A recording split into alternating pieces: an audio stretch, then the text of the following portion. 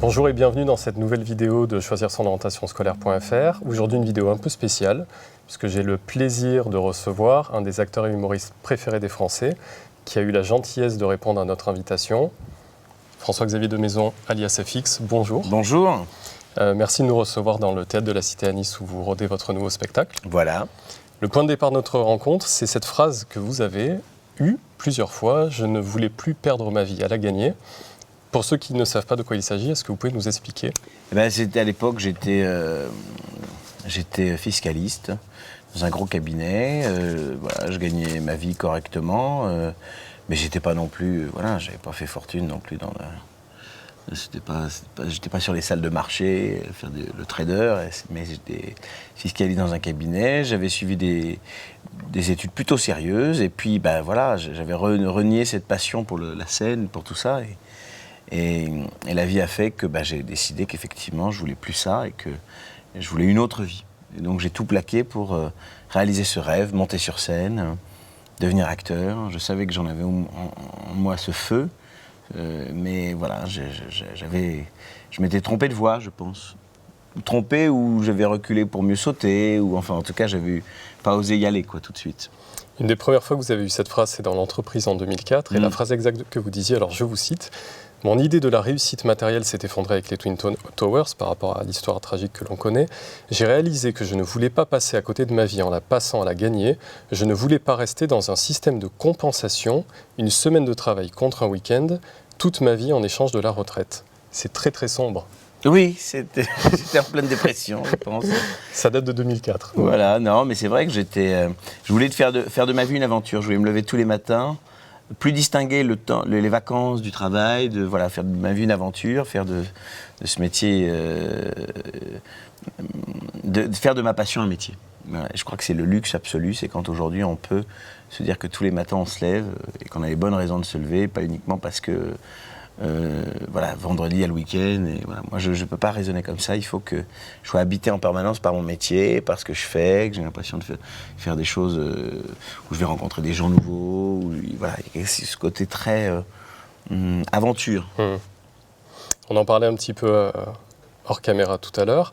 En préparant cette interview, j'ai souvent lu que vous étiez un ancien avocat. Vous venez de le dire, vous étiez un ancien fiscaliste. C'est-à-dire... une des filières où il n'y a même pas l'aspect théâtral de la plaidoirie. Donc ça m'a interpellé. Oui, c'est vrai que j'étais... c'est la vie qui a fait aussi qu'en sortant de Sciences Po, je me suis marié, donc il a fallu que je gagne ma vie très vite. Et c'est vrai que, voilà, à l'époque, c'était des cabinets d'audit qui nous offraient le plus d'opportunités à nous, jeunes diplômés, comme ça. Donc, je suis allé là-dedans sans me poser trop de questions. Mais c'est vrai que je n'avais pas d'affinité particulière pour ce métier.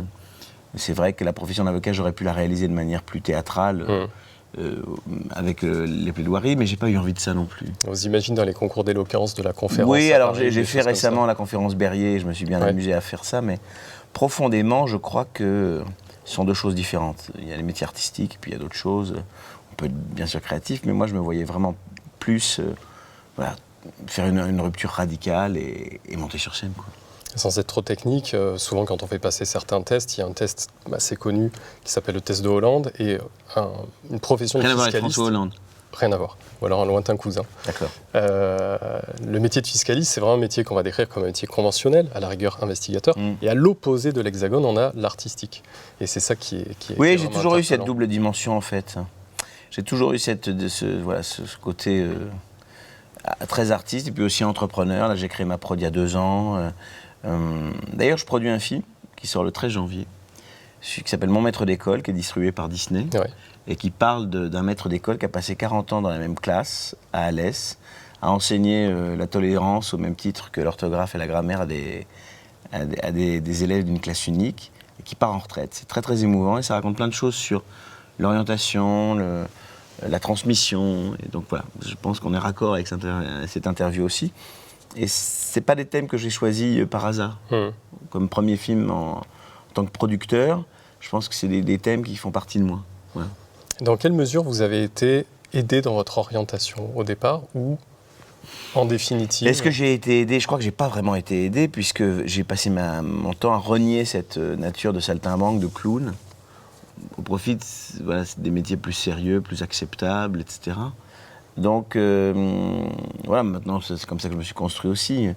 Moi, j'ai toujours été un bon élève à l'école. Et donc, je ne me suis pas posé trop de questions, en fait. D'ailleurs, on a vu le côté bête à concours, ou même quand vous réussissez le concours de Sciences Po, c'est en citant des auteurs de théâtre. Oui, je vous dis, ça a toujours fait l'un a toujours servi l'autre. Le théâtre m'a permis de rentrer à Sciences Po, et puis c'est aujourd'hui Sciences Po qui me permet d'avancer vers des métiers plus de producteurs, entrepreneurs. Voilà. C'était une de mes questions. Dans quelle mesure est-ce que votre formation initiale de fiscaliste est toujours un peu présente aujourd'hui dans votre vie personnelle ou professionnelle? C'est peut-être sur le volet entrepreneur que vous avez aujourd'hui?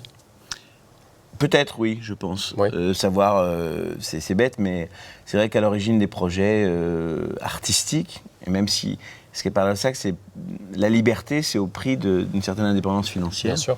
Donc, voilà, plus vous maîtrisez cette donnée du financement, plus vous êtes libre artistiquement. Et donc cette liberté aujourd'hui me permet de choisir les gens avec qui j'ai envie de travailler, de financer des projets sur lesquels j'ai des coups de cœur, de faire de la part belle aux auteurs. Non, il y a vraiment une vraie volonté, effectivement, d'aller vers des projets qui me correspondent de plus en plus artistiquement, par le biais de cette production. Et voilà. Pour revenir sur le droit et le volet un peu déterminisme, donc votre papa est dans le droit des sociétés, votre maman dans le droit social, vos deux sœurs Laetitia et Céline dans le droit aussi. Et la stupeur, je vois dans votre page Wikipédia qu'il n'y a pas de précision sur votre frère Thibaut. Alors je cherche et je vois qu'il est juriste également, mais chez Éléphant, donc un petit peu dans le spectacle. Voilà, vous avez compris, c'est à peu près le terreau, c'est le moule. D'accord. Maintenant, chacun le fait de manière différente. Ma sœur, elle est dans un cabinet, mon frère, il est en entreprise, plus vers ces métiers du spectacle et de la production audiovisuelle. Chacun le vit un peu différemment, mais c'est vrai que on est une famille de juristes plus que d'ingénieurs, ça c'est sûr. En définitive, vous n'avez exercé le métier de fiscaliste que 3 ans? Non. De 98 à 2000 ans, à peu près. Et Non. ensuite, il y a eu 3 ans, c'est peut-être pour ça que vous me dites non.